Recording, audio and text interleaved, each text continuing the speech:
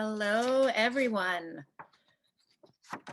Welcome to the Unofficial, Undisputed Corky Lee tribute. I'm Lisa Gold, A4's Executive Director, and I want to thank you all so much for joining us this afternoon.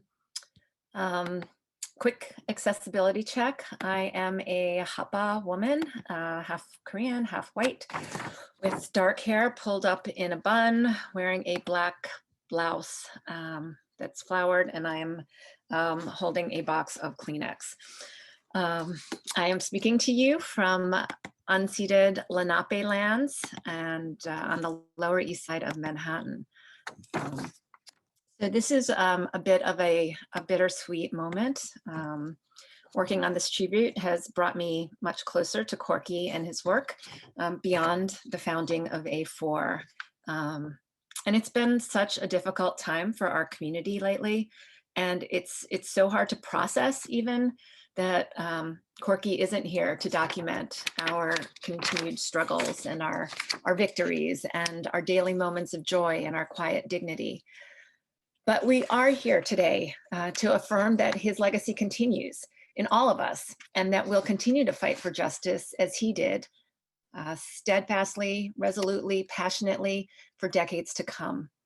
So I thank you again for being here, and for all of my collaborators and all of the artists participating today, especially Amy Chin and Ava Chin, who worked so hard and brought so much both personal and professional experience to today's program. So before I hand it over to them, I would like to ask you just a few things, to please keep your microphone on mute unless you're called on to speak. Feel free to use the chat to share your thoughts throughout the program. There will be a smaller hangout or breakout rooms later and a group sharing session later in the program. We are currently live streaming on Facebook, and we are recording the program to share later on the A4 YouTube channel. And also for the best viewing experience, please set your view. It's in there's a little box in the upper right-hand corner of your screen to side-by-side speaker view. So you can click on that box and make that setting. So now it is my great pleasure to turn it over to Ava and Amy. Hi, everybody. I'm Ava Chin. I'm a writer and a professor at the City University of New York. And I'm joined here with my friend and co-host, Amy Chin. Corky Lee traversed so many different circles: art spheres, community activism, veteran circles.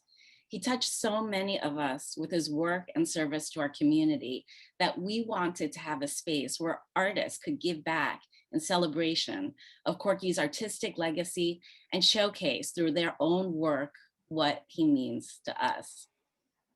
We, the organizers, are here in New York City, but the artists are presenting from around the world: Taiwan, Hawaii, and all across the country.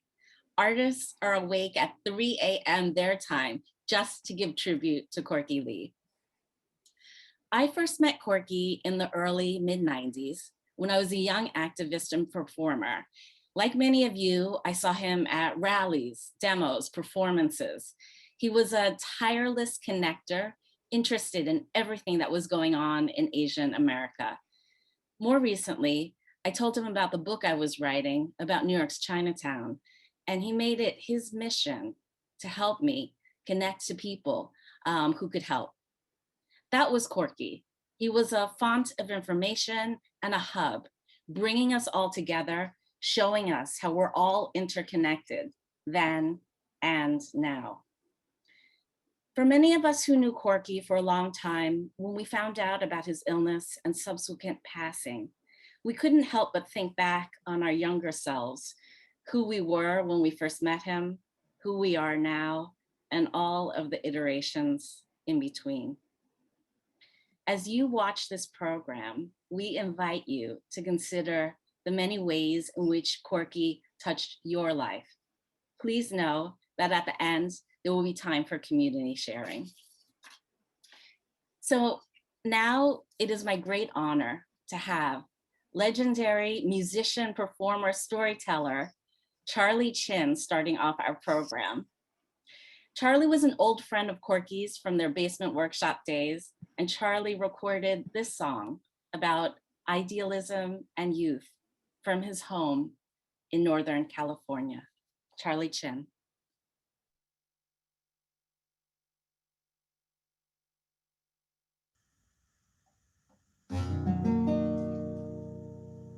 Hi, this is Charlie Chin out here in California.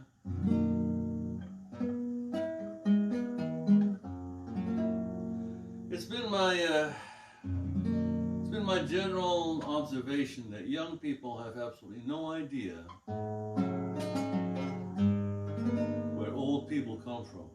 I admit it'd be difficult to imagine that I was once young, given the evidence in front of you. But I assure you it was true. When I was young, say about 25, I used to ask before I made a decision, is this politically correct? Now, I'm over 75 and I ask myself before I make a decision, is there a senior discount involved? Anyway, about 50 years ago, there was a lot of young people who had a new idea. The idea was there could be something we thought of as an Asian American. I'm not talking about a traditionalist who condemned themselves to be foreigners forever in the country they were born in, or marginalized Orientals who were forever apologizing for having the wrong-shaped eyes and the wrong color skin, but something new, an Asian American who knew who they were, knew their history in this country, and did not need the tolerance of the mainstream in order to say who they were. Well, Corky was there. Here's a little song that was unabashedly politically correct at the time. It's filled with the hope and with dreams that we had for the future. Traveling around this country, what do my tired eyes see? The brothers who work amongst the people and sisters who fight to make them free. Oh, what a beautiful morning. It's going to be a beautiful day when we stand tall and free through our own dignity. Those who are tricked and lied cannot stem the swelling tide of a beautiful, beautiful day.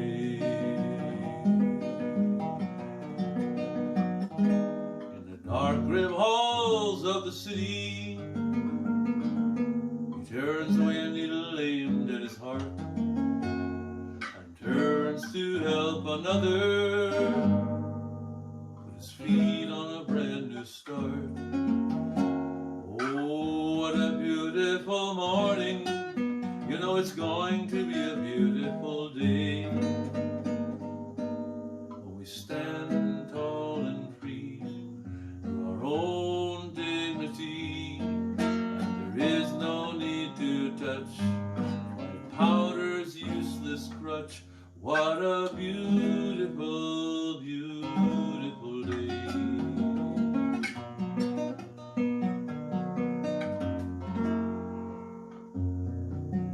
In the golden hills of California, she turns her back on the luxuries of life and finds new strength in her sisterhood against the loneliness that cut like a knife. Oh, what a beautiful morning. You know it's going to be a beautiful day when the people raise their clenched hands and make their own demands, and the sisters shake their fists at the male chauvinists. What a beautiful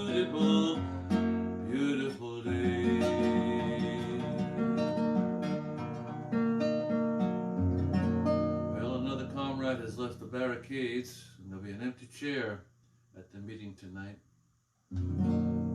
So long, Corky. I'll see you on the other side.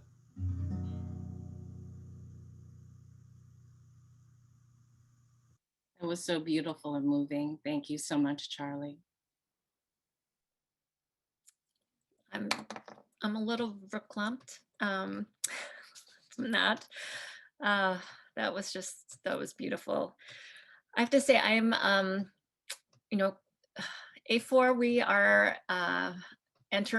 we are in our fourth decade now, thanks to Corky. And I'm so pleased that there are 3 other executive directors of A4 here with us today. And I am so thrilled to introduce the first of, or I guess the second of the 4. So now I'd like to introduce Amy Chu, who is the executive director of A4 from 1991 to 1992. Amy?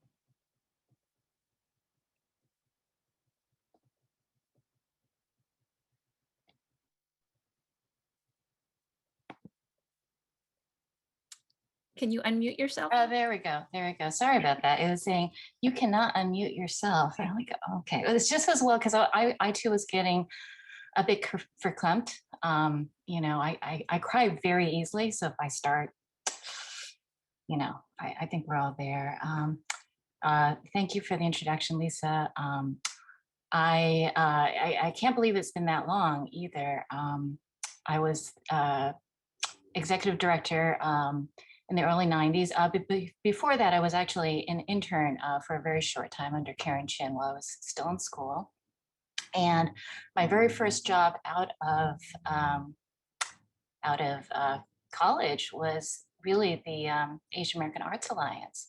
And how I got that job was actually through Corky, you know, and as we know, Corky was kind of like the glue. He knew everybody. And I was at the time with A Magazine, and I'm like, I really need a paying job. And Corky, being the man about town, was like, oh, well, you know, we're looking for an executive director. Do you want to put your name in the hat? And that's really how it happened. But the funniest part of this all was when I told my parents that I got a job, like a paying job, you know, in the Asian American community, and that Corky Lee had helped me. And as we all know, Corky, and I hope I don't go on too long, but this is very important. You know, Corky, as we all know, knew everybody. But the funniest thing is I didn't realize that he and my parents knew each other. That was kind of a revelation, right? So it turns out that Corky's dad was really good friends with my grandfather. And nobody told me that. There was never a connection made. You know, all this came about through, I don't know, just karma. And is it possible for me to show a couple photos? Let me see if I can do this. Because I asked my dad, and he was able to find 3 photos of, let's see. Yeah, if I can do this, I don't know if I can do this. If not, I can share later on. He was able to find 3 photos, which I did not realize was Corky at the time. I've looked through the family albums, and you know, as we all do, we all have mystery photos of just people from the past. And turns out 3 of those photos were actually Corky in those photos. So there is a picture of me at the age of 7 with Corky. And there's another picture of Corky with my dad at the World's Fair when they were like 20. And then another photo apparently in Hong Kong of Corky. So, you know, this is just one of those things where you just find out a lot of things about your family you didn't know, and a lot of things about Corky that we didn't know, because Corky, as we know, was also kind of an enigma in some ways. You know, it's just, it was never brought up. And then when I told him, oh, my parents know you, and he's like, oh, it's just completely nonplussed. You know, it's like, oh, yes, of course. You know, my grandfather was at the time studying at Johns Hopkins, and he and Corky's dad has struck up a friendship, as one does. So anyway, so that's really it. He's touched my life in so many ways, and everything has just come full circle. And I'm so happy to be back, you know, and to be invited back, because I feel like I've been gone for a while doing, you know, other things. And it's really nice to see so many familiar faces and just to say, you know, how much we miss him. Thank you so much, Amy. That's, and we hope to get those photographs from you and we'll put them up somewhere so that you can share them. Um, I've known Corky only for about 40 years. And even that seems like too few. For over 50 years, Corky photographed the Asian American community. And I know that in the early years, it must have been a very lonely pursuit because our population was smaller. But Corky saw the future and he helped build that future. He built it one photo at a time. We could say a lot about his enormous body of work and its influence on others. And we would be here for hours and days. Today we have photojournalists Alan Chin and Anrong Shu, and they are going to share just a few stories to give us a sense of what a visionary time traveler Corky was. Hi, thank you, Amy. Is Amron here? I don't see him. I'm here. It's, Oh, you are. Hi. I'm gonna speak in a lower tone because I'm trying not to wake everyone. Amron is joining us from Taipei in Taiwan, and so it's amazing that you're able to stay up all night. I guess I'll start by saying, so I've known Corky since 2001. In the days after 9/11, I was actually given an assignment to go and photograph Chinese American photographer Corky Lee, who had a big exhibition of his work at that moment. And so, of course, I was really thrilled. I went down and I'd actually known about Corky since I was a child. I'd seen his pictures in community publications, and in one picture in particular, which we couldn't find for today, but it was a picture of a child, a boy, like a 10 or 11-year-old Chinese American boy, and a Chinese or Asian American photographer with a Nikon camera. And the photographer is showing the camera to the little boy.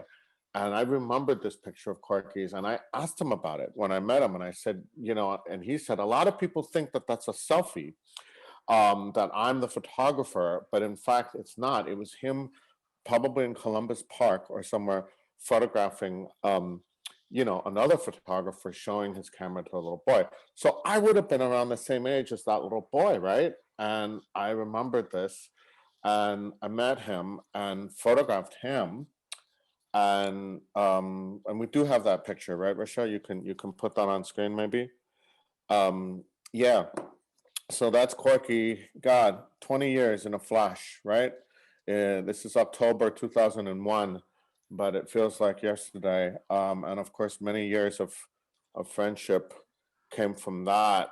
And as you can see, he's showing his work, and so I want to talk about that work a little bit. He was the first, really, I think, Chinese American photographer to photograph our own community, not just because it was news or because it was his own family or anything like that, or business or anything like that, but with the real intentionality of photographing us as a community. There are, of course, many pictures of Chinatown before Corky, of course. For over 100 years, we have photographs of our community, but many of those pictures were made by outsiders.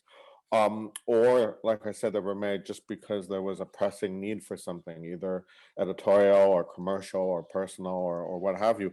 And I think Corky really rose to the occasion and created this job for himself, right? Which was that he would go to anything and everything he could get to, whether it was an art gallery opening or a senior center doing something or a school.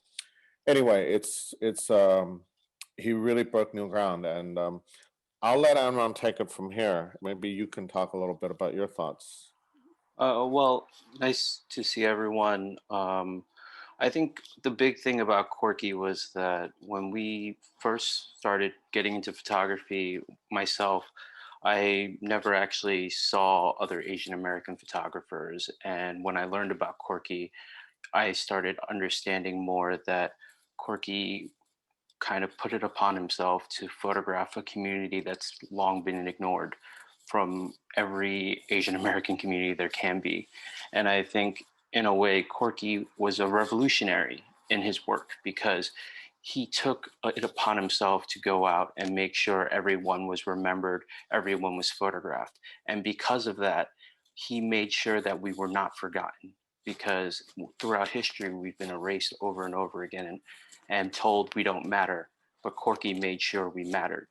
And in each act of photographing that he did, Corky was creating a silent revolution through a picture. And in that manner is actually how I met Corky. So when I was 8 years old, I was a student at the local PS 130 in Chinatown, and I was protesting with my fellow classmates for the local senior center that is now on Grand Street, which is the open door senior center, which is underneath the old police station. And let's pull that picture up. And no, not this one. And there we go. So I remember that day that somebody actually took my picture, but I didn't know who it was. And so fast forward to 20 years later, not 20 years later, maybe like 10, 15 years later, I'm starting art school. I started a project about photographing Asian American families. And somebody told me, you have to meet Corky Lee. And I go to an event and I noticed the guy taking pictures, and I said, hey, are you Corky Lee? And he said, who's asking? And I introduced myself, and then he looks at me and he goes, you know, you look really familiar. And I said, you do too. I don't know why. I spent a summer following Corky to multiple events throughout New York City area. And Corky one day comes up and hands me a print of this photo that you're looking at. And he says, is this you? And I said, holy crap, that is me. So in my adult life, I thought I met Corky when I was about 18. And now I realize that I had met him when I was a child. And in a way, where I am today as a photographer, as an Asian American, and as a person who is thinking about photography as an act of art and revolution, is fueled by Corky's simple act of taking a photo of me. And Rochelle, can you pull up the other black and white photo? And so I just want to very quickly tell this story. It's a similar story to Aaron's, which is great. It was 2014, and we were at the opening of the Exclusion Inclusion exhibition at the New York Historical Society, which Amy Chin helped organize. And, you know, I was there. Amy had invited me and my partner, Elizabeth, and we were there just drinking too much. And all of a sudden, Elizabeth points to the wall and says, Alan, isn't that your great uncle? And I just did a double take and a triple take because, of course, you know, this man's been dead for decades. He died in 1987, long before I ever met Elizabeth. And she'd seen pictures of him only in my family photos, but she recognized him. And I went and I looked closer. And of course, it's a Corky Lee picture, right? And it's the Chinatown Health Fair, which later became the Chinatown Health Clinic. And it still exists in some successor forms today. This is how they started in 1971. You know, giving blood pressure checks and other basic health, basic medicine to the community that didn't really have any medical services directed for us at that time. And there he was. And I know we only have a little bit of time left, but why not cue up the other picture? I just want to end our little time here, and I'll let Aaron talk about this too. Rochelle, could you cue up the picture of the Chinese arch of Corky? So I did get to go with Corky for the 150th anniversary of the Transcontinental Railroad and of his reenactments of photos. And I'm sure many of you on this call were there, or certainly might have seen his pictures of it, of recreating the picture of the two steam engines, but with Chinese Americans instead of us having been excluded, as had happened in 1869. And Corky wanted to bring us to also what's called the Chinese Arch, because that's where many of the Chinese railroad workers camped when they were working on the railroad.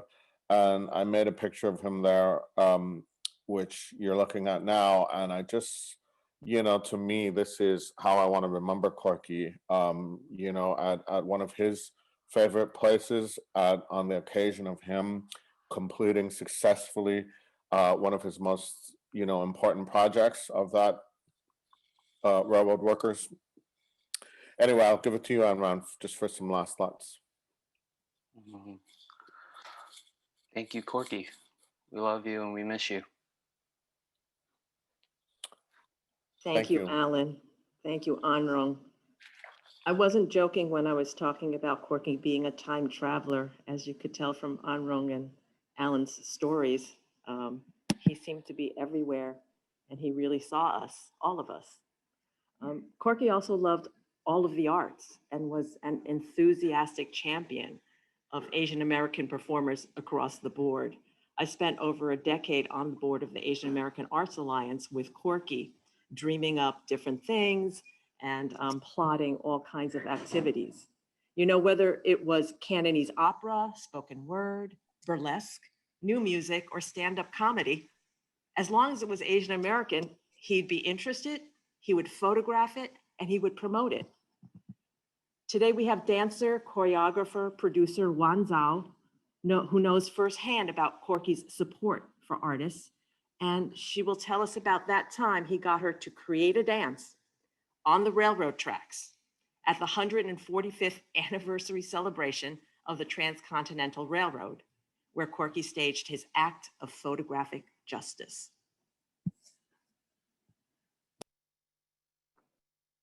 Hi, this is Hwang. I'm from San Francisco right now. It's really good to see you here. It's very emotional for me after hearing Charlie Chang's music from the beginning, actually. Corky was the person opened the door for me, I feel like, to Asian American community right after my graduation, because I met Corky through a film event with Diana Lee. And ever since that, and I started to get to know a lot of people from the community, and I met Kappa. Kappa was the one who supporting me to do the event with Corky, and it was really such an honor for a young graduate right after college. And my college is upstate and with Phil Chinese, Phil Asian Americans. So it was really such a great experience right after college. I could be able to join the community, especially my the show Gin was able to wave 150 years Asian American history into 90 minutes modern dance theater piece. And I was inspired the show was inspired by Corky's photos and Charlie Chan's music, where the children, Yellow Pearl, all those artists work back in the 70s. So I didn't really know too much history, Asian American histories, but I learned our history through Corky, through his photos. And we've been working together on the piece, on the events for Kappa's 2014 event for almost a year. So I was able to work with Corky very closely to see every step he took to make the events happen back in the 2014, because it wasn't easy at the beginning, because to connect whole nations, people to get together to Utah. Now so many people believe in that at the beginning. So Corky wasn't really, it wasn't easy for him to gather everybody and to make the events happen, but he really made it towards the end. So we were really he was really happy, and I remember. And I want to share a story with everybody here. So we wasn't. I mean, my other dancers, actors couldn't make to Utah because short of we couldn't do the dance in front of the two train because the program wasn't gave us enough time to do so. So I went there and had no idea what I'm gonna do on the bus to Utah. I remember I was asking Corky, so Corky, what should I do there? I do not know what to do because the dance was with other three dancers, and maybe I should just do an improv, but I don't know where to go. And what so I'm sorry, what should I prepared? And he was telling me, saying, oh, you know, like our Chinese traditional culture, we go there to send prayers for our ancestors. I was like, oh, right. Even though I didn't feel like strong connections with the Utah Railroad, and I've never been there, and I don't know what's going on there. What's the weather gonna be like? What's the scenery gonna be look like?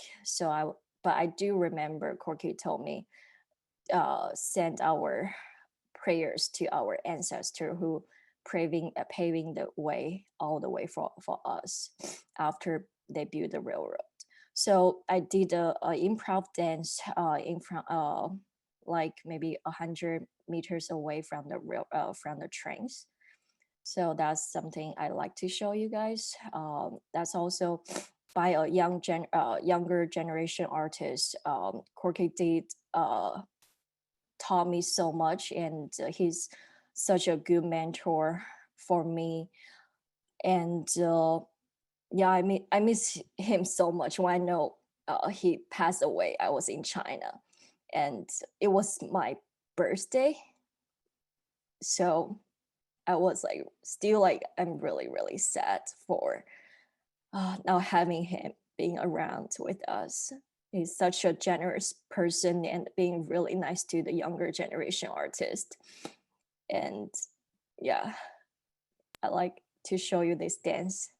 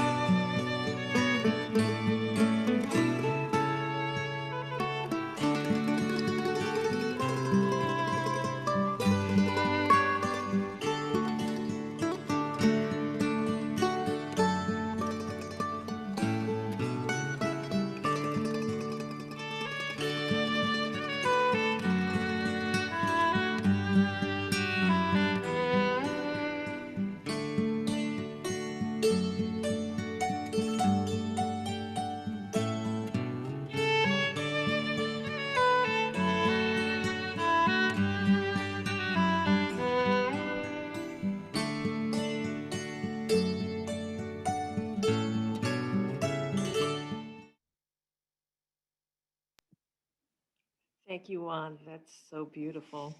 It's just a wonderful way to honor and respect our ancestors and to honor Corky. And I want to give a shout out to Chris Fujimoto, who provided that footage for that piece. Um, for his act of photographic justice, Corky rallied hundreds of Asian Americans to descend on Promontory Point, Utah, at the annual reenactment for the Golden Spike ceremony.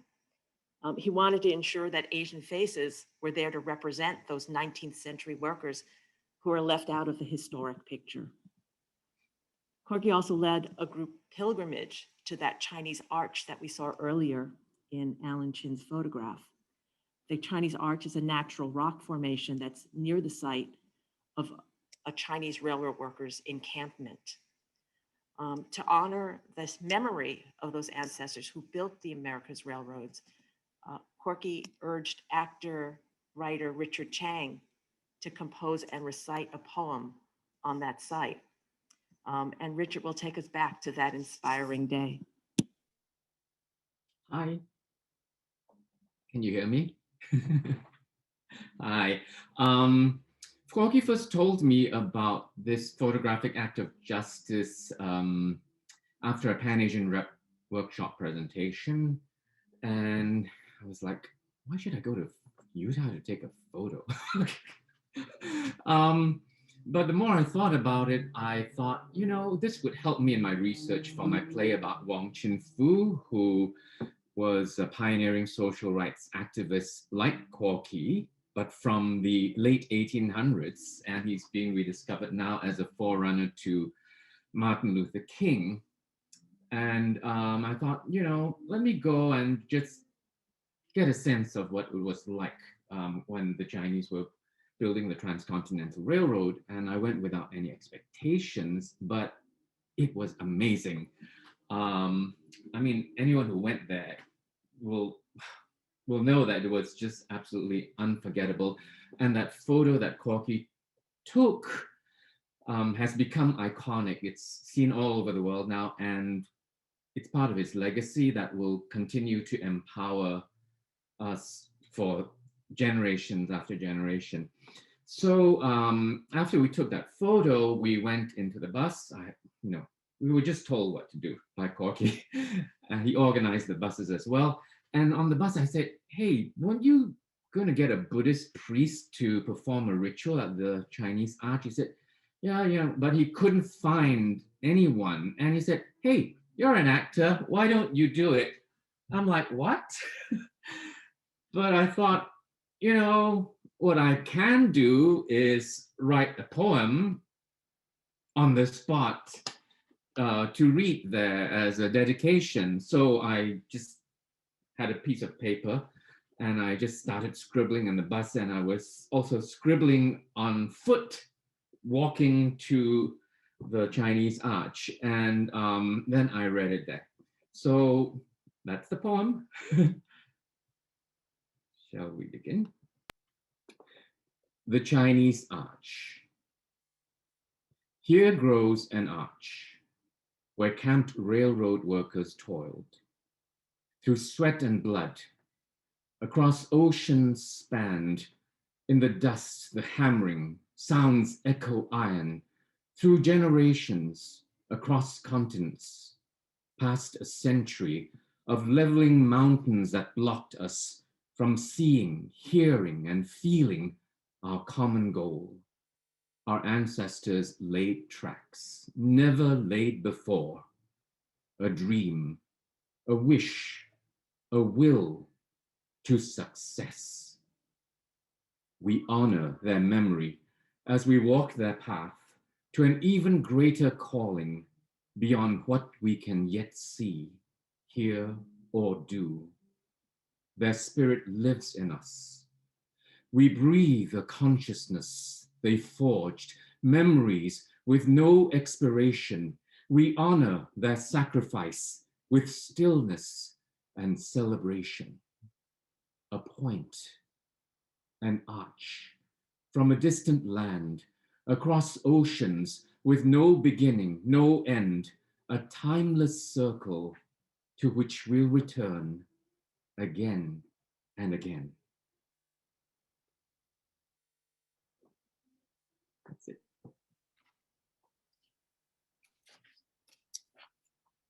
Thank you for that.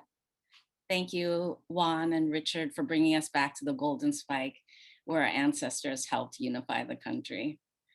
I'm pleased to introduce documentary filmmaker Jennifer Takaki, who will be showing us her work on the life and legacy of Corky Lee.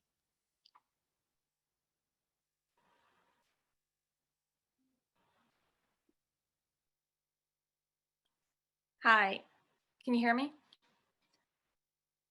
Yes, we can. Okay, hi, I'm sorry, I'm Jennifer Takaki. So I just wanted to, first of all, say thank you to Lisa, Ava, and Amy to make this amazing program, which I know is not easy for any of us.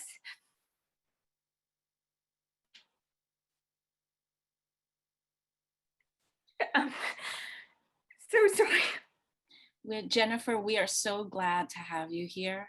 And we're so glad that you're going to be speaking about Corky and about your work, because I know that you documented his life for how many years was it? Was it a dozen? It's been off and on for 16 years. Oh. But I'm so sorry. I'm like horrible about this. It's no need to apologize. I think many of us have been feeling the same way. You're not alone. I just wanted to say thank you, because it's taken a village for the film to get this far. And we're really close. By June, we plan to have deliverables for the film festivals. Just generally, Corky meant so much to so many of us.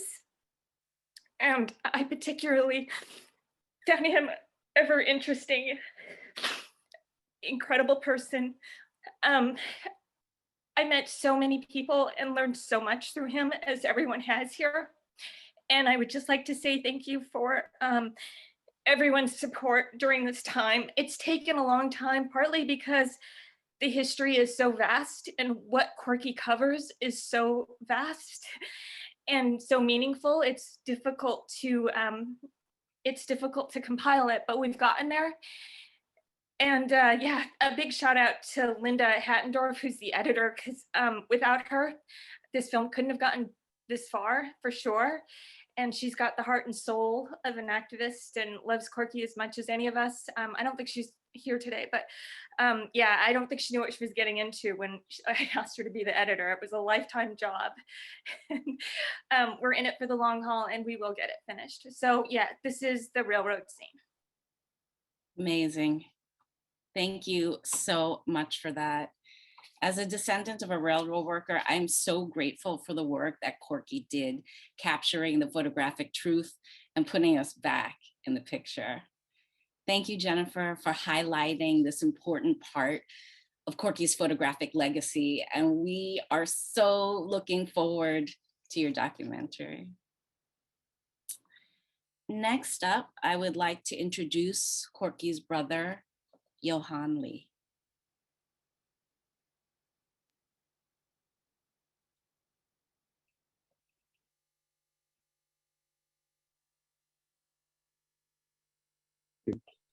There we go. Hi, everyone. I am Johann, Corky's brother, the last of the Mohegans. It's just been a very curious time for the past month since my brother's passing, hospitalization and passing. And I've kind of come to the conclusion that we're in a different historical epoch. There's BC, before Corky.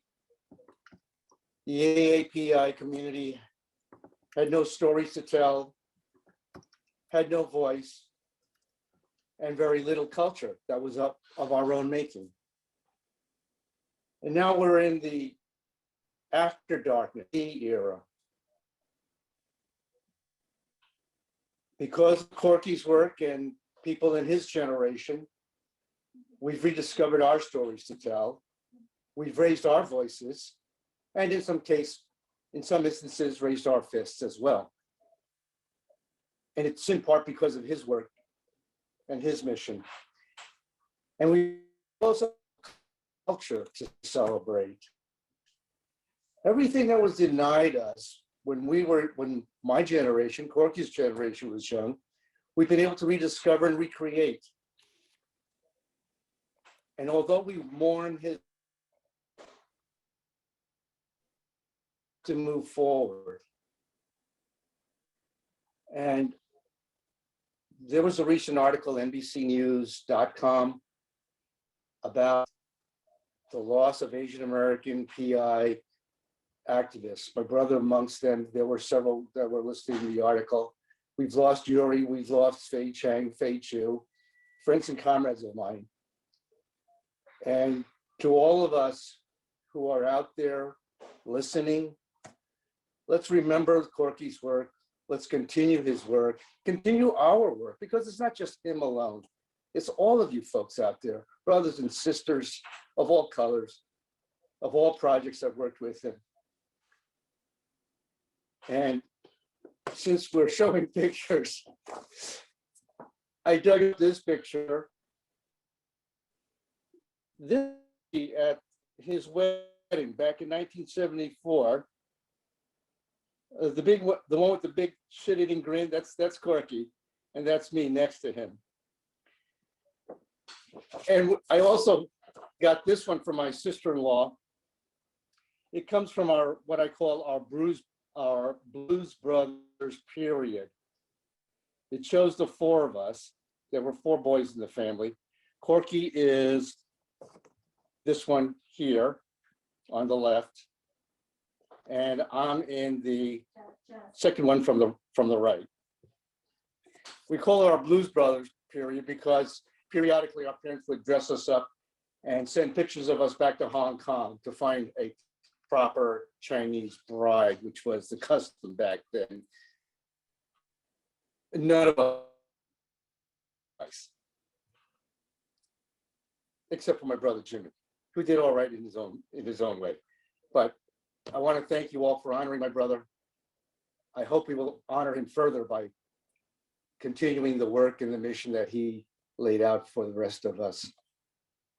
Thank you. Thank you so much, Johann. We will definitely continue the work. And speaking of work, I would like to introduce a former executive director of A4 who worked tirelessly to advance the organization, and I am so grateful for her efforts. Lillian Zhou.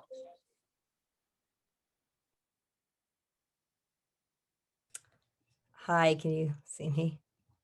Okay, great. Thanks. By the way, that Blues Brothers picture is amazing. I definitely want to get a close-up of that. As you can see from my backdrop, I don't know if you can see this on your Zoom screen, but I'm on the corner of Mott and Moscow in Chinatown. And if you were on this corner in October last year, you might recognize that this photograph is actually one of Corky's. This is the newsstand. This newsstand is actually where I last ran into Corky. Well, I didn't actually run into him. I was in Chinatown to see Corky's installation at that newsstand, which was part of Think Chinatown's Chinatown Arts Week. And he was featured there with his longtime partner, Karen Zhou, and several other photographers. But no, so I didn't run into him, but seeing Corky always felt like I had just run into him on the street, because I cannot count like the million times that when I did just run into him.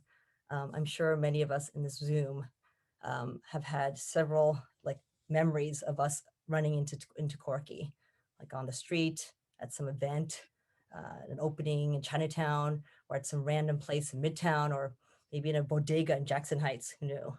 At first you might say, oh my God, Corky, what a nice surprise. But that's actually not true, because it was never really a real surprise, you know?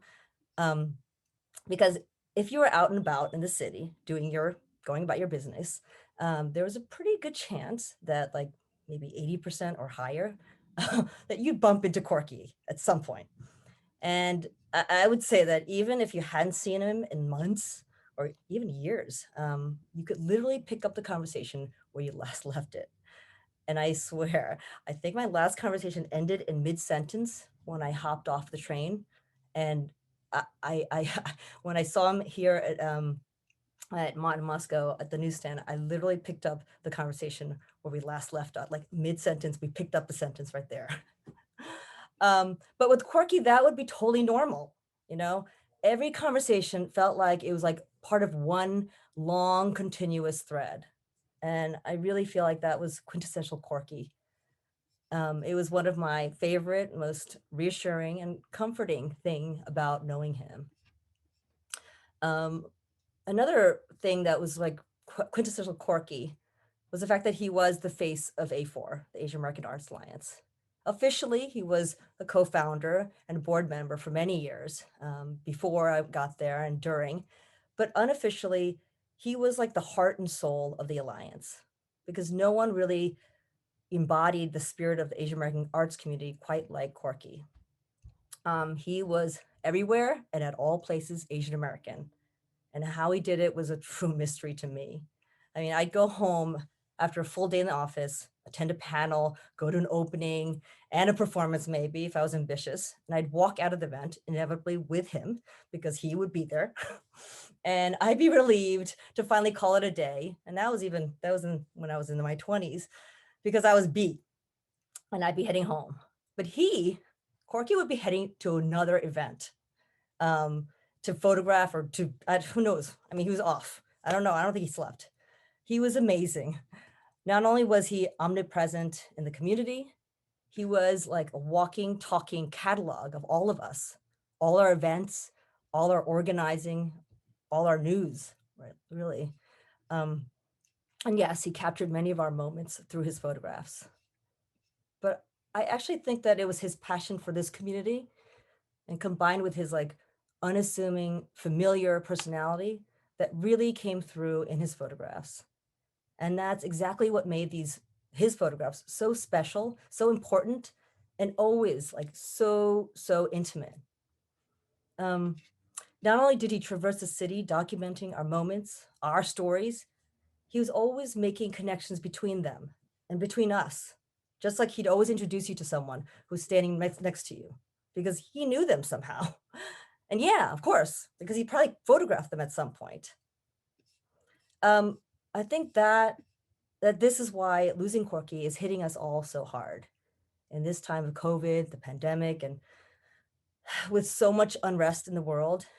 It just seems impossible that Corky, who was our eyes, our ears, our connection, is no longer here with us. I truly believe that through his sheer personality and vision, he made this community feel more whole. So yeah, it does feel like a deep loss for each of us who knew him, but as well as for all of us collectively as a community. But on a more uplifting note, we should acknowledge that even in his passing, Corky continues to bring us all together. And I'm grateful for that, grateful to him for that. And I'm grateful for all the beauty and the sensitivity that he shared with me, with his community, and of course, with all of us. And grateful that he was as generous as he was. So I want to say thank you, Corky. You are very beloved, and we are all missing you in a big, very big way. So thank you, Lillian. I remember those late nights at the Asian American Arts Alliance together. Yeah. It's not an exaggeration to say that Corky is a legend. How many people are known only by their first name, like Cher or Eminem? I think Corky would have liked that comparison. But not only is he a legend, Corky gifted us a legacy with countless photos. Here is a tiny selection of his work, along with some snapshots of better times with Corky and friends. And performing live accompaniment to the slideshow is composer and musician and Corky's longtime friend, Jason Hwang.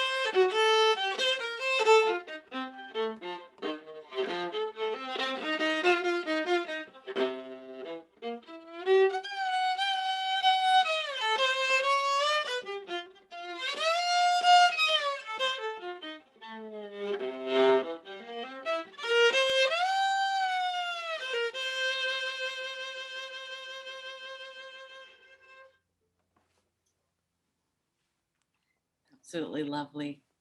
Thank you. Thank you for that. Jason, thank you for the music. Thank you so much. Thanks to all of the folks who contributed images. Some of those were Corky's images, but a lot of those images were from the community of Corky. So thank you for your contributions. Just a heads up, we are at the halfway mark, the halfway point of the show. And after the presentations, we will end with breakout rooms, followed by an opening community sharing. So if you are interested in speaking, please direct message Rochelle Hwang, that's Rochelle with an R, Hwang with a K, in the chat in order to sign up. Thank you for that. Okay, so I was blown away when I read the next performer's work about his personal connection with Corky. Please welcome writer, musician, Taiyo Na. Good afternoon, everybody. Thank you for having me. Thank you to A4 and Ava for putting this together. I love you, Jason. I love you, Rong, Tomie. I know there's so many people here that I know and love dearly on here and I haven't seen since before the pandemic. Let me get right to this piece. There isn't closed captioning, so I just dropped the text in the piece. This is my tribute to Corky Lee. You know, it's something that I needed to write to process some of the anger and grief I felt, you know, when he passed. And so, you know, this piece may be a little rough around the edges, but just know that as context. A tribute to Corky Lee. I'm grateful the world had Corky for 73 years, but racism killed Corky and it's got me fucked up. In the obituaries, they're going to say it was COVID, and it was, because I saw him on the ICU bed over a Zoom prayer with his unshaven white stubbly hair, ventilator hanging on his jaw, but he died because he's been spending the last 5 decades doing the work, that work of photographic justice, reimagining what racism told us we were through images of who we actually are. I'm thinking about that Toni Morrison quote that goes, "The very serious function of racism is distraction. It keeps you from doing your work." And I'm thinking about how he stayed undistracted for half a century and how this pandemic didn't need to take him like this. 20 years ago, over pizza served on some paper plates, which was both of our dinners, he told me his wife Margie died of cancer, but she really died of stress. She would ask him, "Why do you have to be the one always out there taking the photos?" And he would reply, "Because I don't know anyone else who's doing it. If more people were doing what I was doing, I'd spend more time with you." He threw his life into his work like guilt in a survivor's bag. He gave up a lot for the work. Yes, he was beloved, even in his most curmudgeonly moments, but we can also love what was in his bags beyond the photos he showed. COVID and government neglect killed Corky. He's been photographing our community for over 50 years. This pandemic shouldn't have stopped him. The Vietnam War years didn't. NYC going bankrupt didn't. The Reagan years didn't. Those recessions didn't, but the pandemic did. I wanted him to meet my newborn. Even though he wore all the PPE, COVID and government neglect killed him. Racism killed him. The work killed him. That work, if you knew him, you heard it. He told you he came up with the name Basement Workshop in the early 70s because they met in the basement in Chinatown. He told you about Grace Lee Boggs howling across the Washington Monument, and he told you about the Kochiyamas testifying at the redress and reparations hearings. He told you about the Peter Yu protests, the Vincent Chin demonstrations, the Grain and Sand reunion shows, the post 9/11 portraits of the Sikh community, the Filipino World War II veterans testifying for benefits, the Promontory Summit photo on the 150th anniversary of the Transcontinental Railroad. And yet, amidst all that, he also took a photo of you while you were on the block, on the train, at your first Heritage Festival, your first Day of Remembrance, your first rally, your first New Year, doing the dance, at the parade, singing the song, at the gallery, by the fire hydrant, through the storefront window with the children and grandparents. He'd shoot you, get your name down on a notepad, get you a print if he could, and remember your face next time.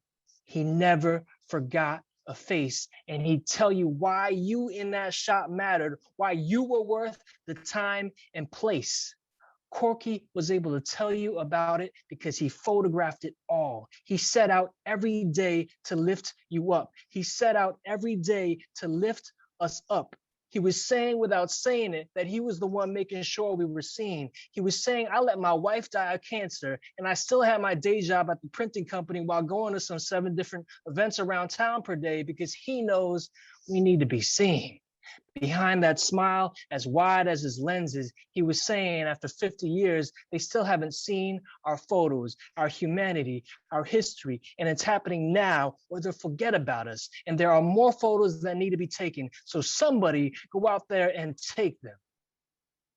COVID, government neglect and racism killed Corky on January 27th, his old friend Faye Chang's birthday. He joins her in that celestial ancestral place.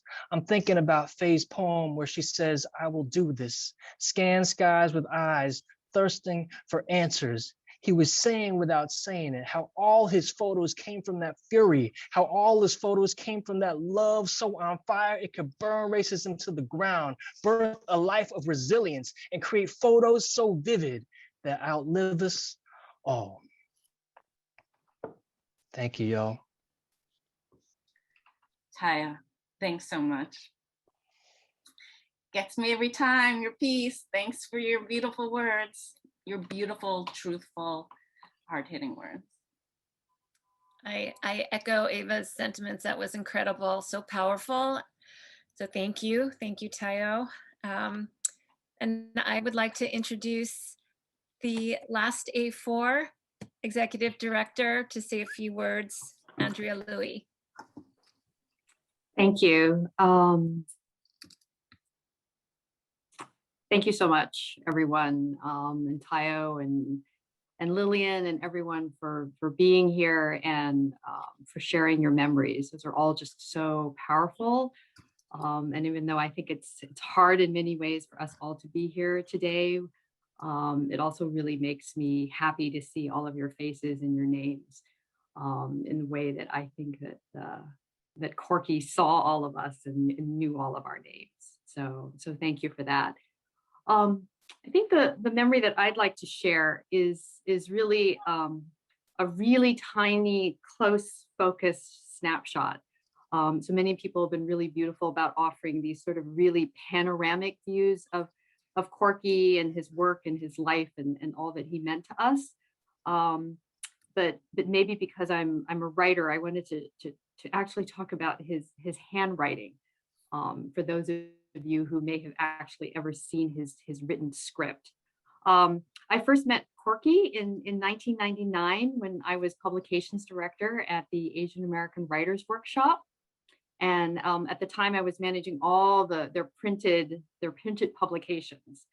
And Corky, when he worked at Expedia Printing, which Taiyo referenced in his amazing poem, printed 10 magazines for the Writers' Workshop. And at the time, it was edited by Lisa Ko, who went on to become an amazing, novelist herself and much heralded. The one thing I remember about Corky and my work with him there is he would just write me these memos, about the magazine or whatever, and his writing was so distinctive. For those of you who might have seen it, it was nearly sort of like an architect's script, lots of capital letters, and it was just really like forthright and uncompromising and just consistently strong and bold. And I felt that it just encapsulated and embodied him so much. So I just wanted to offer that small, tiny, focused snapshot as we're thinking about his work and his life and his impact on all of our lives.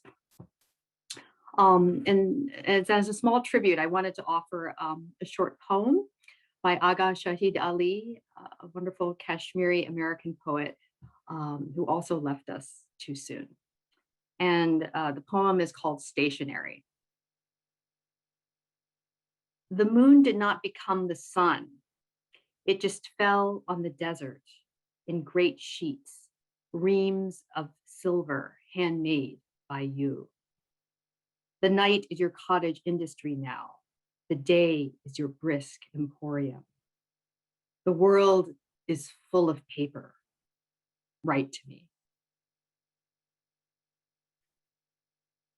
And I just wanted to suggest and offer that perhaps, the best way for all of us to write Corky in sort of a literal or figurative way is, through our own actions. I think that is what he would want of us, through our own advocacy, and really in consistently voicing our own truth and the truth of our community. And I think that is a way that we can continue to hold him in our hearts, and that we can continue to lead not only the life he wanted, but that he wanted us to live. So thank you. That is so true, Andrea. Thank you for those thoughts. Corky was so multidimensional. He was a photographer, journalist, activist, artist, art supporter, community organizer, impresario, and so much more. But few people really know that Corky also wrote a play. In 1992, Corky and I worked on a multidisciplinary arts production called Havoc in Gold Mountain. It also included the late Fred Ho and other notable Asian American artists. Now, Corky was chosen for the project based on his photographic work, but instead he surprised the creative team by writing a play. Here today, we're going to show short video excerpts from that work performed by Perry Young and Karen Lee. Listen closely. The dialogue contains Corky's unmistakable voice and humor as a self-described ABC from NYC.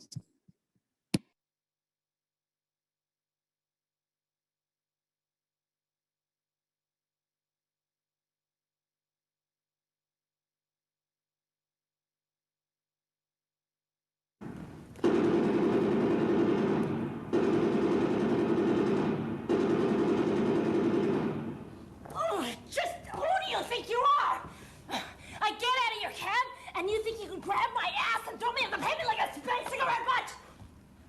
I should report you to the TLC and have your license revoked for sexual harassment. Save your quarter, lady. Better yet, I'll call the cops. Give me a break. My guess is that he hightailed it out of here as soon as he heard the fireworks.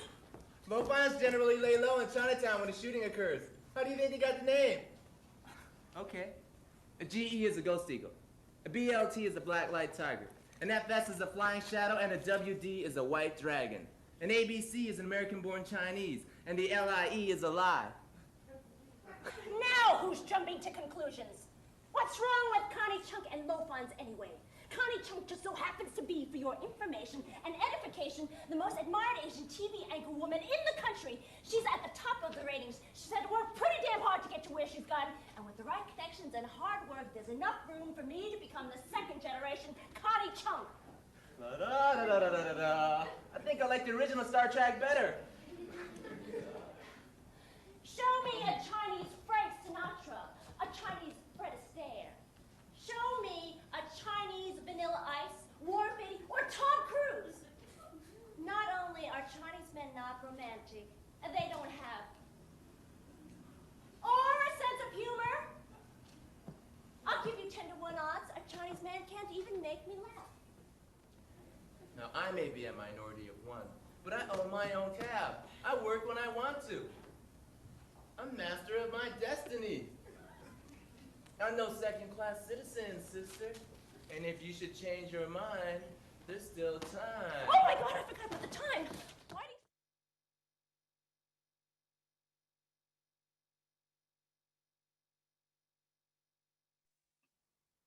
do you... Wow. Who knew that Corky was also a playwright? And that this was one of Perry Young's first performances in New York City. Amazing. So next up, we have a close personal friend of Corky's from his basement workshop days. His is a familiar face to many of us for his many decades of work in film and television. I am so pleased to present actor Taiyo.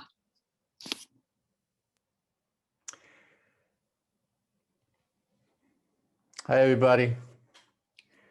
Thank you, Ava, for reaching out, letting me know what's going on here. Otherwise, I'll be in the dark. And I have photographs that Corky's given me through the years. Unfortunately, I'm not home, so I'm in Vancouver. You know, Corky, many things to many people. He's a friend, he's a brother, comrade in arms, lover, companion. But I see him as a little bit different from me. You know, when you look at your life, you said, okay, it's my life, every moment meaningful, every moment worth it? Not really. But this is how I see Corky. He's like a doting parent. Everything he sees in you is meaningful. Everything he sees in you is something that is important. So before I hit the mainstreaming, I mean, obviously, you know that I've been in front of camera for most of my adult life. And really, I've worked with many people who are behind the camera. And there are only really 2 people that really know me behind the camera, and one of them is Corky Lee.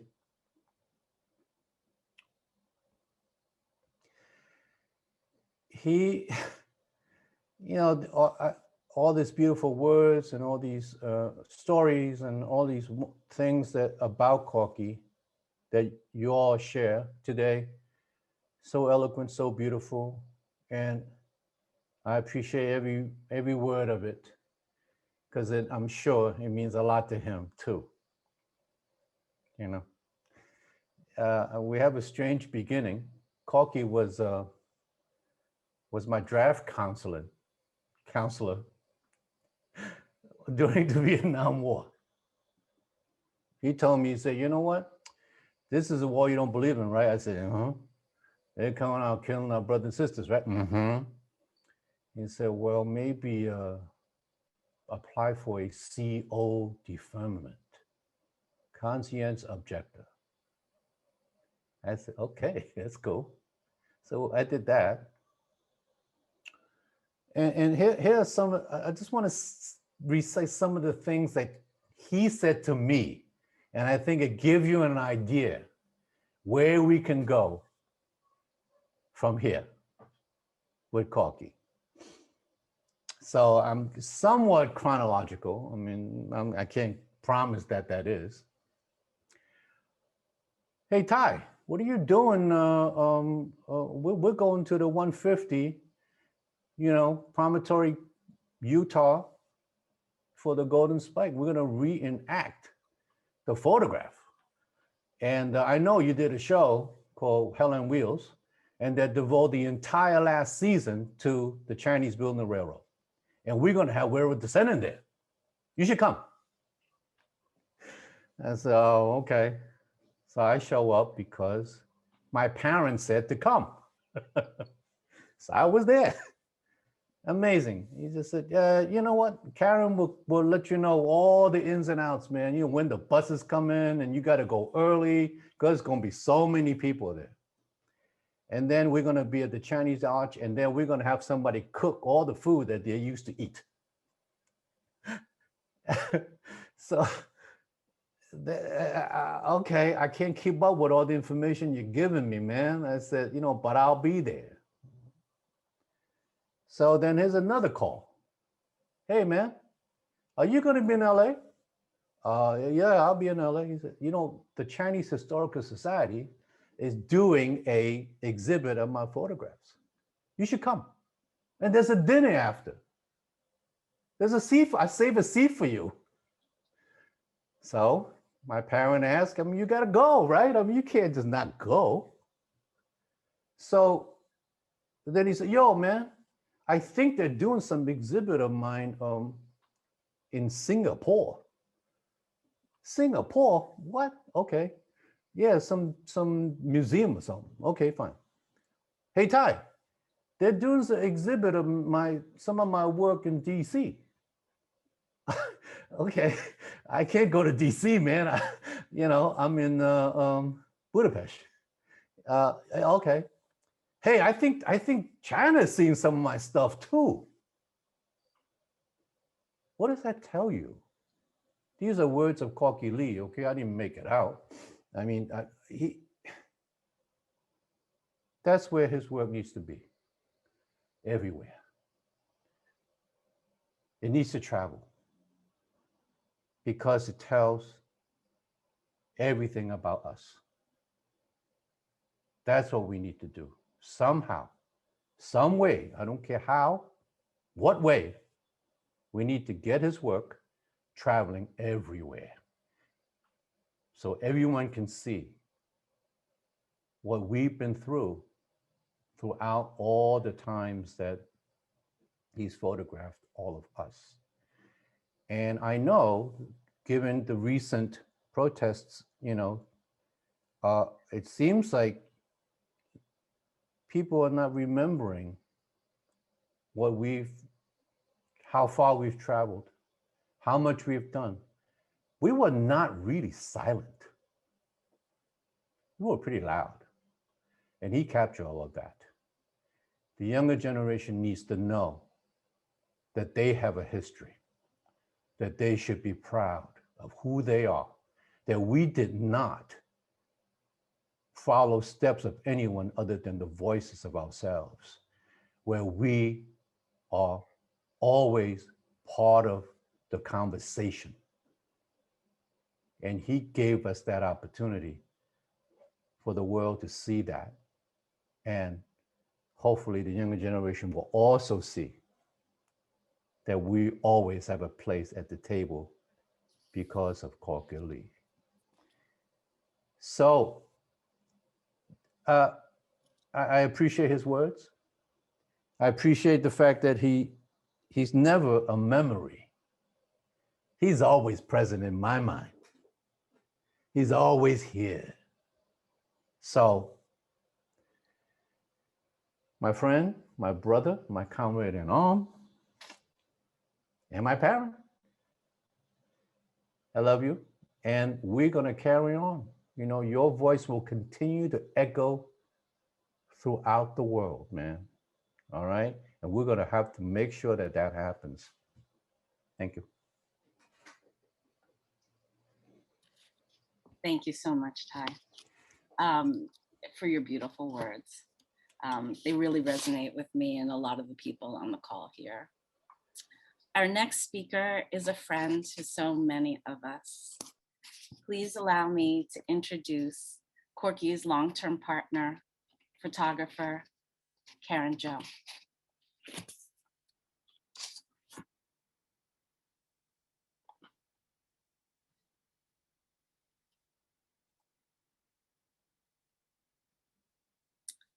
Karen, you'll need to unmute yourself so we can hear you.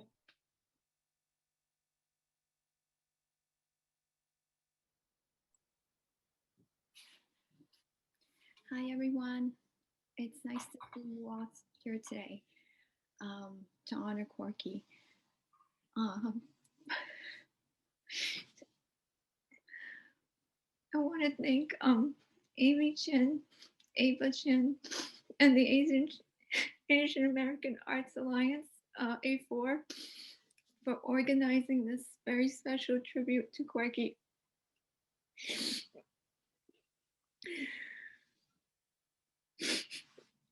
He loved the arts, and I was not surprised that he was the early founder and chair for A4. He was dedicated to helping Asian American artists. I know because he would buy all their CDs and he didn't have time to listen to them. And he would attend the plays and performances so he can support them. He told me how important it is to build a critical mass to support our Asian American artists. We once went to a film screening that was at Flushing Town Hall, and I remembered there wasn't too many people attending. It was Corky, myself, and I saw Jeff Yang with his laptop. And I knew that's what Corky meant about having a critical mass, because we didn't see any. So he spent a lot of his life trying to help promote and help to support artists.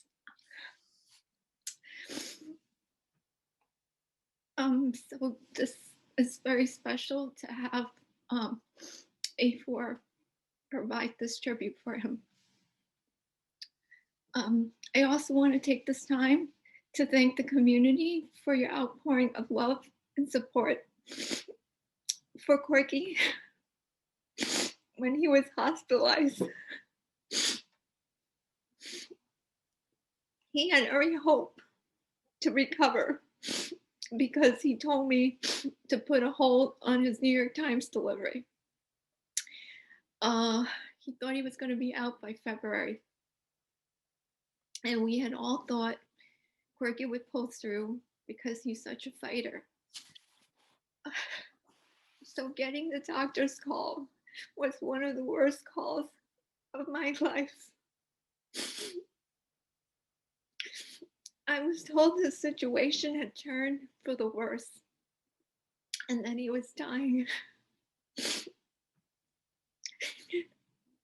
I was so shocked and overwhelmed. And I'm still trying to grapple with this devastating loss. As many of you know, before COVID, Corky was healthy as a horse. You can find him in the community, always running around. He was that fixture you expect to see at the APA events or meetings or festivals, galas. And I believe he would have continued shooting well beyond 88, which is a very auspicious Chinese number for him.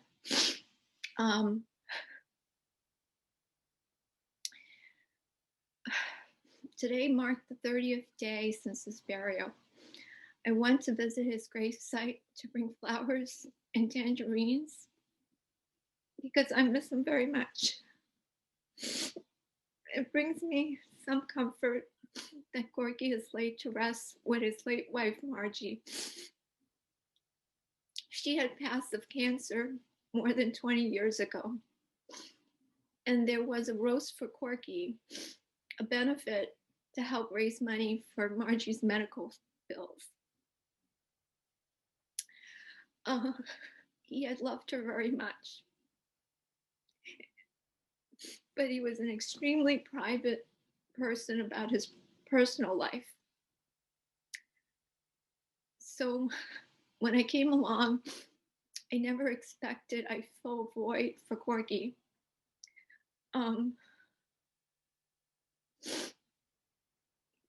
We shared very similar values, and we both love photography. And he opened my eyes to the diversity of the Asian American community that I never knew existed. I grew up in mostly a non-Asian neighborhood. So I didn't know there were Japanese Americans in New York because I didn't have a Japanese American friend growing up. I didn't know about the Korean community because I didn't grow up around Korean Americans. So this was amazing, like for Corky to show me these communities. And together for the last 15 years, I have been blessed to have him in my life. I'm proud of everything he's done because he was a catalyst on many levels to start projects and then to move on to the next one. And he seldom took credit for that. He often said, it's tough being Corky Lee. And that's true of what he did. Corky helped shape how I saw things. He was a byproduct of the Vietnam War. He fought for civil rights, equal access, diversity, equality for Asian Americans. And one of his early jobs that he told me about was being a tenant organizer. He helped these immigrants who couldn't speak English document their poor housing conditions so that the landlord could improve their housing environment. He later helped organize the Chinatown Health Fair, the first health fair of its kind to bring resources to the Chinatown community. And that must have been so amazing to see that happen because I believe in community and I believe in doing those things too. Corky was beautiful in every way. He was a great friend to many, a connector, bringing people together, a lifelong activist, always working to right wrongs, and our photo documentarian, taking our photos all these years and sharing it with us. He used his camera for the last 5 decades to bring stories of Asian America to mainstream consciousness. Corky, I know you're watching this in spirit. And I am sending you all my love, respect, and admiration for all that you do and the way that you do it. You'll always be in our hearts. Thank you. Thank you so much, Karen. I want you to know that all this outpouring of love that we have for Corky extends to you, and I hope you feel comforted by it as well. And thank you for the support, love, and comfort you gave to Corky all those years, and for sharing him with the rest of us. Like you said, Corky was a fixture in Asian American circles and in New York's Chinatown. Photographing local events, showing his work, volunteering at the American Legion, hosting screenings and events at 21 Pell Street, or simply having a cup of coffee at the Silk Road Cafe. As Lillian mentioned, for Chinatown Arts Week this past October, Think Chinatown took over a newsstand at the corner of Mott Street and Moscow in the heart of Chinatown and installed a pop-up photo exhibit. We exhibited Corky Lee and Karen Zhou's work and the work of photographer Ed Chang. Those were works that were included in the book Chinatown Lens on the Lower East Side that was published by the Lower East Side Preservation Initiative. And for 10 consecutive days, Corky was at the newsstand. He was talking to the public, greeting old and new friends, educating and inspiring new generations of art makers and community activists. And he loved it. At the end of the run, he was already talking about extending the show or doing another event there. No one could have known that it would be Corky's last public exhibition. But many people say it was also the last time they saw or spoke to Corky. It gives me some comfort knowing that if that was Corky's last show, and if we knew it, I think it was probably the best show and the best send-off ever for Corky. We all miss him. And last month, Think Chinatown reactivated the newsstand for Lunar New Year with art and events dedicated to Corky. Artist Priska Cho created a glowingly lit art installation, and Jia Song produced a set of custom painted lanterns that are hanging over Bayard Street, titled Photographic Justice. The lanterns are still up if you want to see them. And here is a video celebrating Corky's beacon of light that continues to guide and inspire all of us.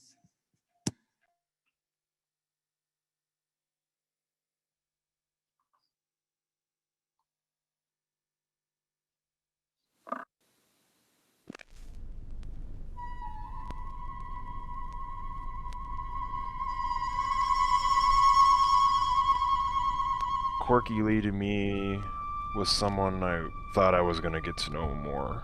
I'm going to learn a lot from him as we move forward.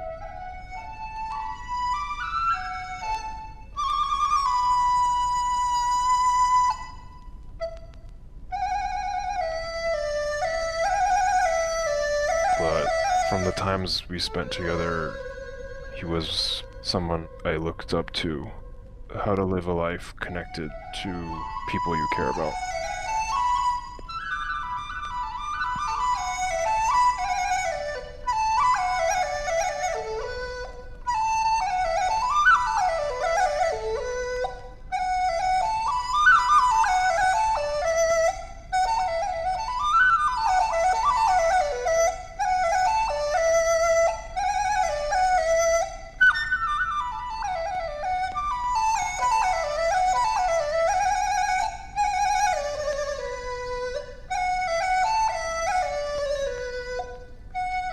He did all of these amazing things as a photographer, as an activist, to set up the next generation.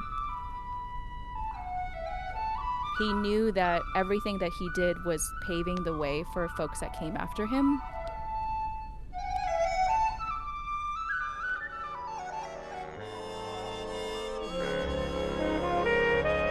Really miss that. 明知是年事痛苦，偏又走上10年路。心上人儿他离弃了我，只能对明月倾诉。天上星星对月。 地下情侣配情郎，寂寞人儿我独自彷徨，何处去找寻情郎？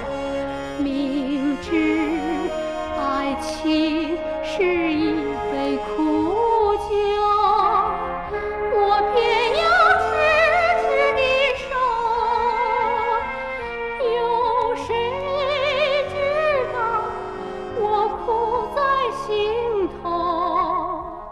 想要说也难开口，明知是年事痛苦，偏又走上10年路。心上人儿他离弃了我，只能对明月倾诉。 I just feel like he's just gonna show up one day in Chinatown again with his camera, with his backpack and his hat on, and just say hi. Every time I walk through Chinatown, I still feel like I'll run into him. 心上人儿他离弃了我，只能对明月倾诉。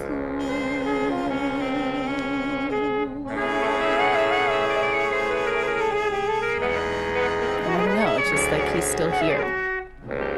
His presence is unmistakable. We miss you. Oh, gets me every time. Thank you for that beautiful video. Think Chinatown. Corky cared so much about the whole community, but especially the younger generation, who I hope will continue to feel his influence down the line. Our next set of artists are folks that I met when we were all young, hungry downtown performers. And I am pleased to introduce, calling in from Hawaii, performer, director, storyteller, Wayland Quintero. Hello, everybody. Thank you so much. And thank you, Ava Chin, for the invitation. I'll just begin, okay? Corky Lee. Corky once asked me, Wayland, you know the writer Carlos Bulosan? Yeah, Corky. America is in the Heart, his book. Why do you ask?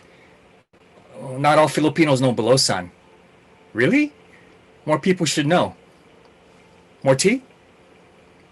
Years ago, Corky treated me to a dinner at a Chinese vegetarian kosher restaurant on Mott Street, where I had my first imitation char siu bun, while we talked about Carlos Bulosan, who had written about the lives of exploited Filipino agricultural workers in the U.S. from the 1930s to the 1940s. One of Bulosan's quotes is, "The human heart is bigger than the world."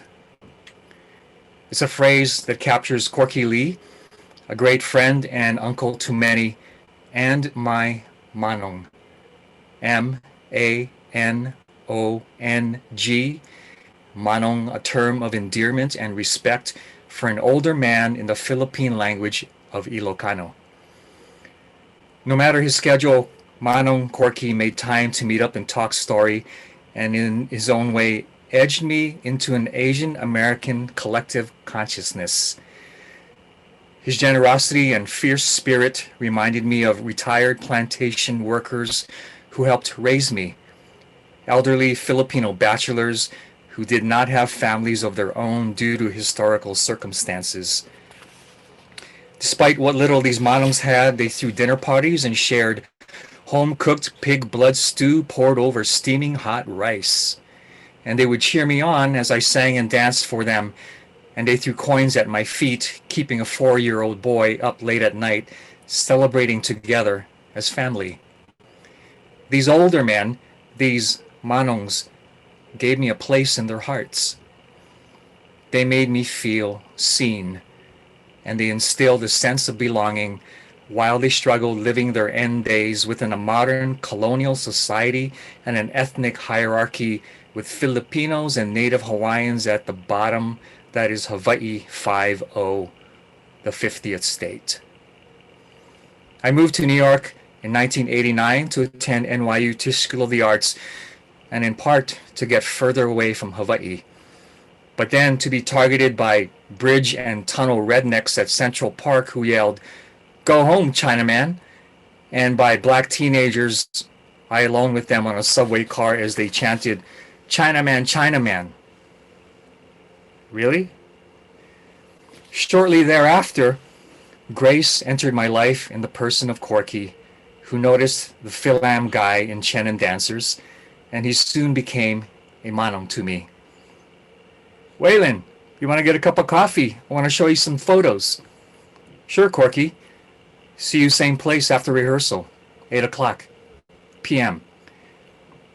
He surprised me with a gift, a titanium bracelet to help with circulation, he said, probably because I looked like a starving artist, which was like 30 pounds ago. Whenever we met up, Corky would talk about all kinds of things. The old hand laundry shops in Chinatown, about city politics of the day, about Chinese and Filipino American veterans and their fight and struggle to be recognized. And he would show me his photos of Asian Americans with looks of despair and longing, but also defiance, triumph, and celebration. He gave visibility to all of us, for sure. And at a personal level, he and I talking story over coffee and a bagel or kosher Chinese food, Corky with a heart bigger than the world, made me feel seen and also part of a collectivity of we all together. From being Filipino in Hawaii, his influence guided me to also becoming Asian American, with a sense of belonging in New York City. I still talk to him, and I ask, Corky, Manong, are you with the stars now? And I feel at home from wherever I am, looking up at the night sky. Thank you. Thank you, Wayland. You know, one of the bittersweet things about doing a tribute like this is that you really wish that Corky could have been here to see this. And I just have to believe that he's here with us in spirit. Thank you, Wayland, for your beautiful words. We'll be seeing more of Wayland in a moment as we move to the final performance of our tribute. This is a group that has brought smiles and joy to so many of us throughout the years, a group that I've had the privilege of working with. They are Perry Young, Ricky Ebihara, and Wayland Quintero, otherwise known as SLANT.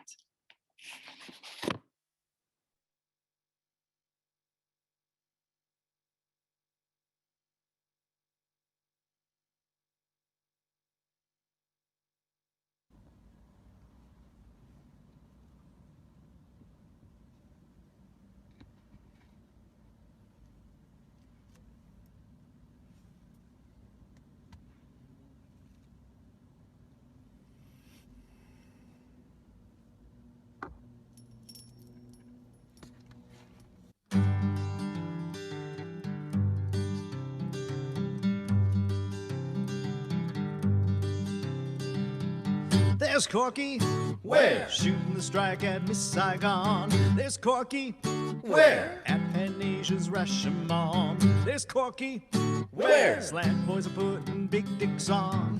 Flashing on his camera sees. Well, it's Tough being Corky Lee. There's Corky, Where? Closing a Chinatown subway stop. There's Corky, Where? There's anti-immigrant agitprop. There's Corky, Where? Mulberry Street is burning hot. There's Anti-Asian hate crime in Queens. Well, it's Tough being Corky Lee. How does he do it? I don't know. He's at every protest, he's at every show. He's where the Asian American action is, shooting politicians to performance artists. How does he do it? Running all over the place. Single lens flexing, he must be in great shape. It's tough being Corky Lee.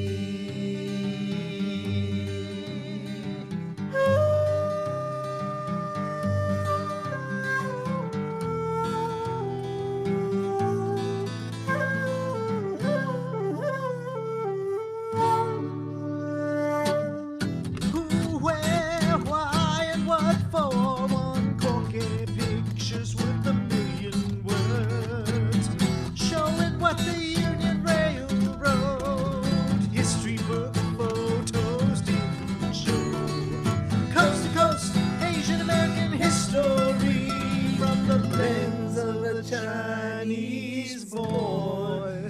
from Queens. It's tough being Corky Lee. There's Corky, Ware? Filipino Independence Day. There's Corky, Ware? It's India's Independence Day. There's Corky, Ware? The Relocation Remembrance Day. In the city that never sleeps, well, neither does Corky Lee. It's tough being Corky Lee.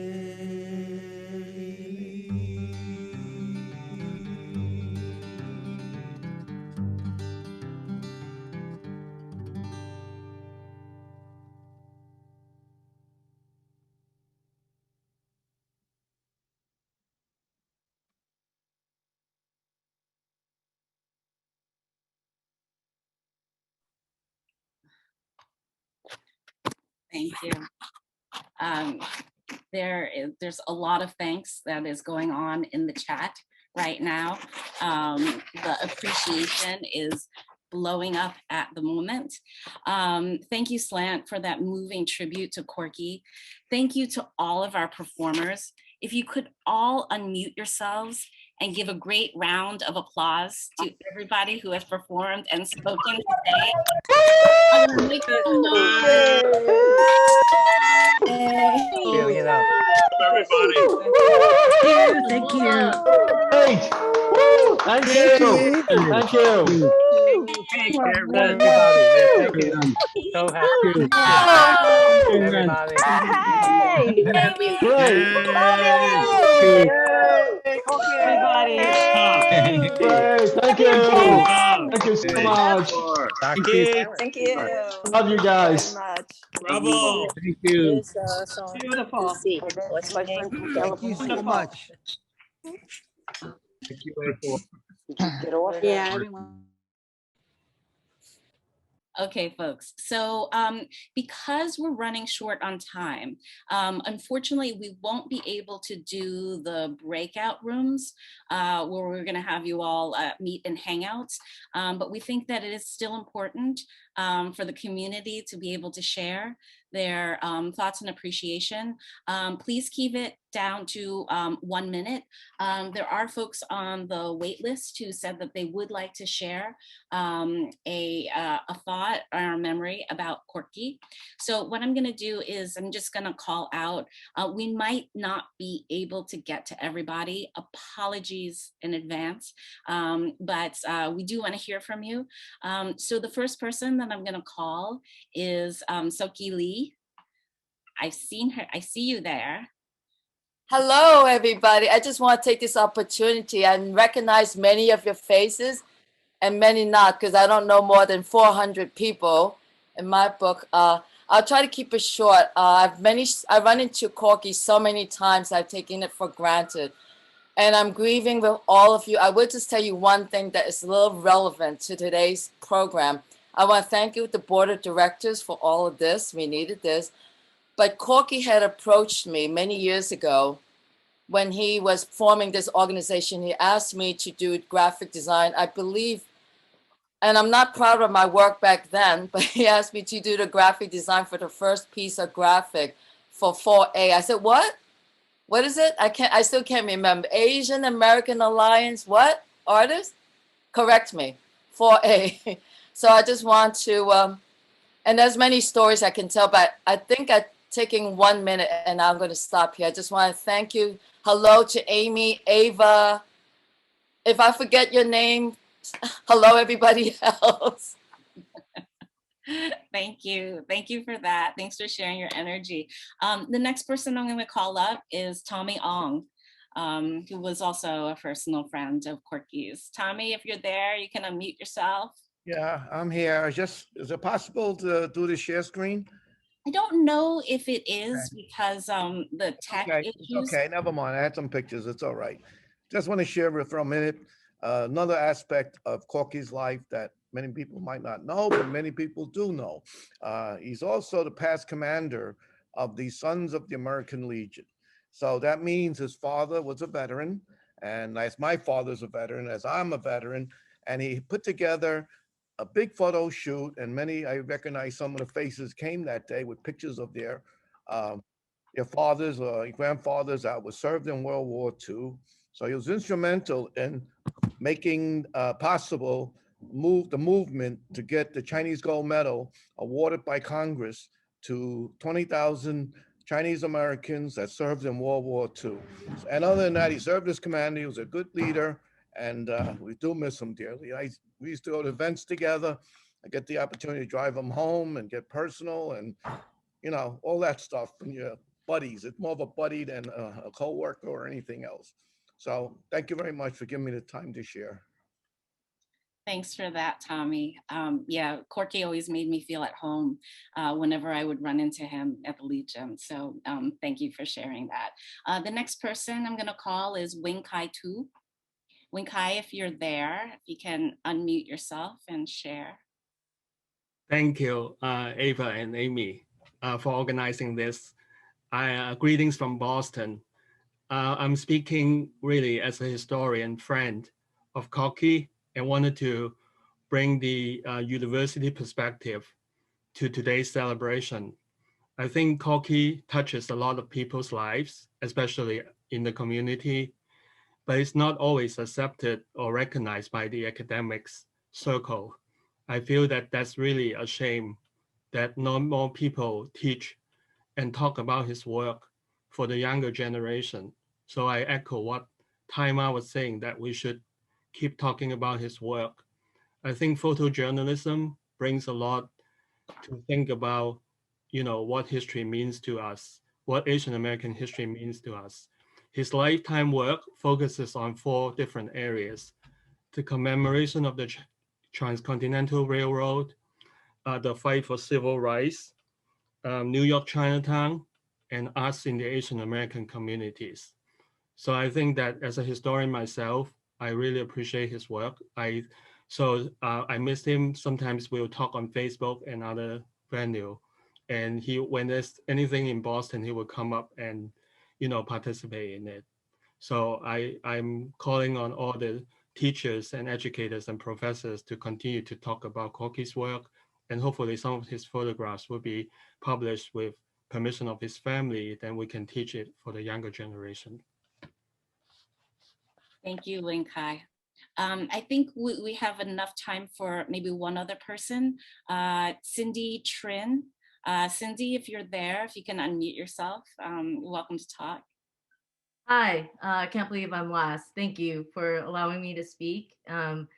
I remember Corky's words to me very well, and it resonates with me today. And he told me that he didn't have a mentor when he was starting to photograph, and that's why he wanted to be my mentor. And that just shows what kind of person he was. He always went above and beyond for people.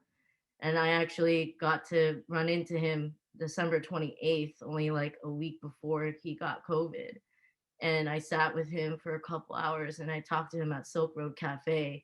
And I think every day about how I had that opportunity. And I'm so grateful that I actually ran into him before he passed. And I got to hear from him and his stories one last time, and hear his advice to young photographers and photojournalists. So I think I just want to leave with, Corky cared about the younger generation. He cared about passing on his skills, his legacy, his knowledge to people of the younger generation. And I feel like I was so honored to be a part of that for him and for the community. And I just want to express again how much love and support and this gathering of everyone here today has been just so wonderful and beautiful. Thank you for making it happen. Cindy, thank you for that. Corky really did love you, the next generation of artists. And so thank you for everybody who was able to speak and share and people who are here today. We're just gonna move on to the closing remarks.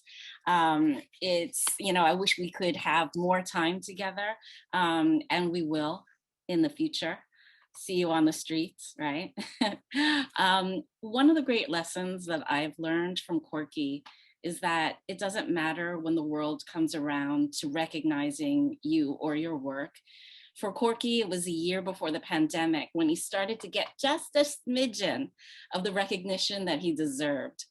Who can forget that suit he wore, festooned and embroidered with dragons at the 150th Golden Spike event when he accepted the President's Award from the Chinese Railroad Workers Descendants Association, or that great big smile he had when he received a Lifetime Achievement Award from OCA Long Island. What Corky showed us throughout his life, dream. You can have a dream of righting wrongs, of getting your community recognized, whether that was Chinese railroad workers and their descendants, or World War II veterans and their families. And the thing that matters the most is that you show up with your camera, potentially carrying a stepladder, or ready to climb a lamppost in Chinatown. You show up and you do the work. May we all show up for each other the way that Corky showed up for us. May you all do the work that you were meant to do. Thank you to all the artists and the friends who shared their work and words. Thank you to my co-host, Amy Chin, A4, Lisa Gold, and the community who showed up today. Most of all, thank you, Corky, for being such a good friend to the community and for lighting the way.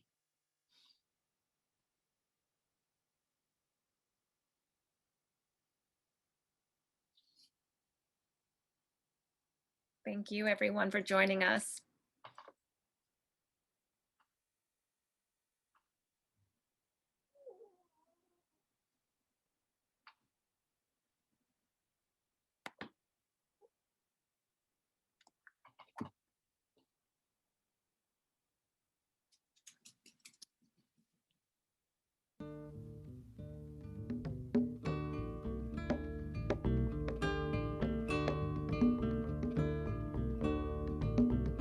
We are the children of the migrant worker.